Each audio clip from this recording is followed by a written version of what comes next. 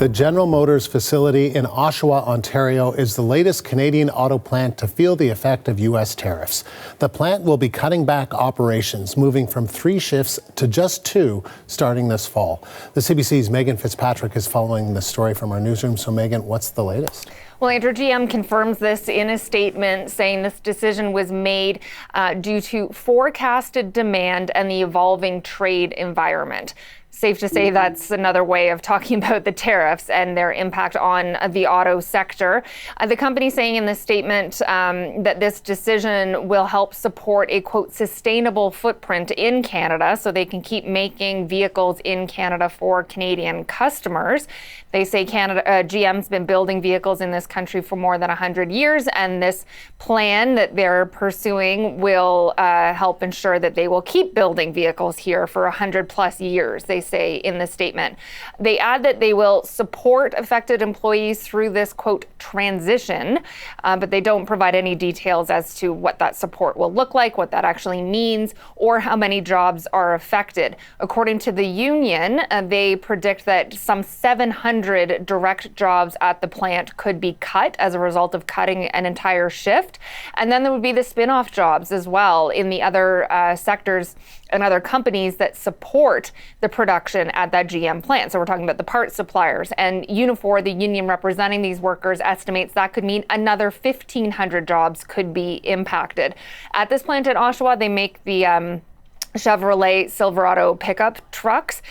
This news about the Oshawa plant, Andrew, though, comes about 3 weeks after news about GM's plant in Ingersoll, Ontario, and news that they plan on cutting production at that plant as well. There, they make electric vehicles, delivery trucks in particular, and the company said a couple weeks ago that they're cutting production there due to reduced demand for those vehicles.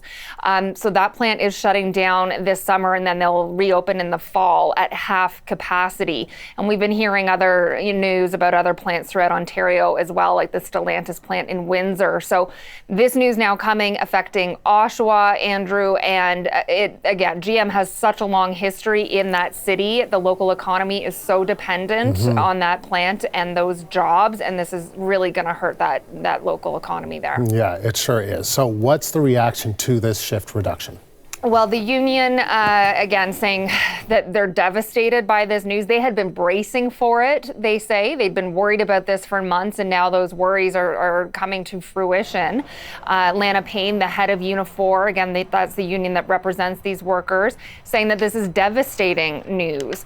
And it's something they've been through before. This plant has had layoffs before. It's even faced entire closure before, and then through negotiations, it reopened a couple years ago, thanks in part, the union says, to investments made by the provincial and federal governments. And GM, as a condition of receiving those investments, according to the union, made commitments to keep production and keep jobs here in Canada. So the union is saying they have to fulfill those promises and keep those promises and not appease Donald Trump, the union is saying.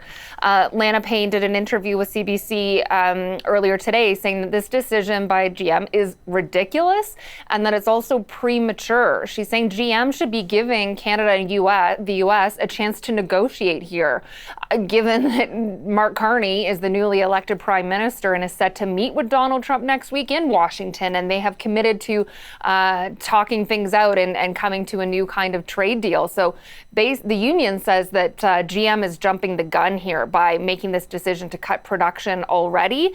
And we're hearing from local union representatives in Oshawa. Take a listen to what Jeff Gray is saying. We feel that this move is just to appease Donald Trump. We want General Motors to make a commitment to Oshawa, make a commitment to Canada.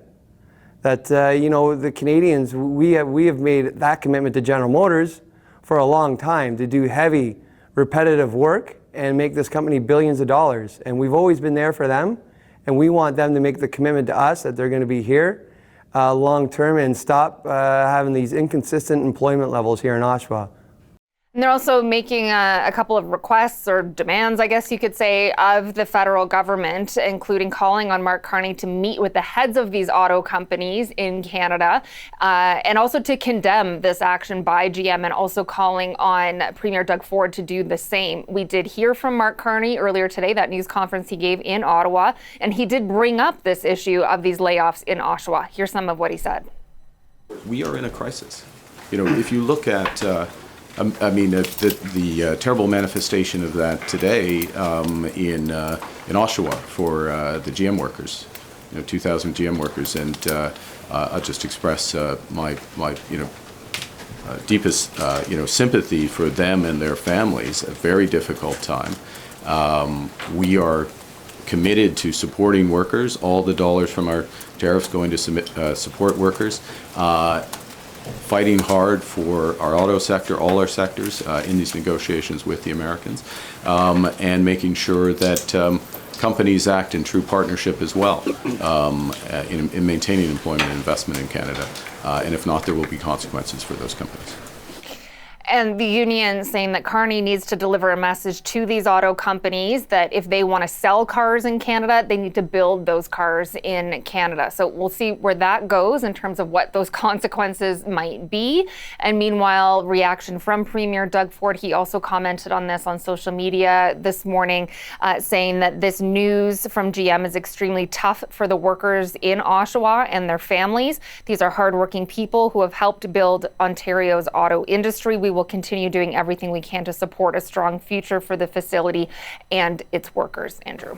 Megan, thank you. The CBC's Megan Fitzpatrick live in Toronto.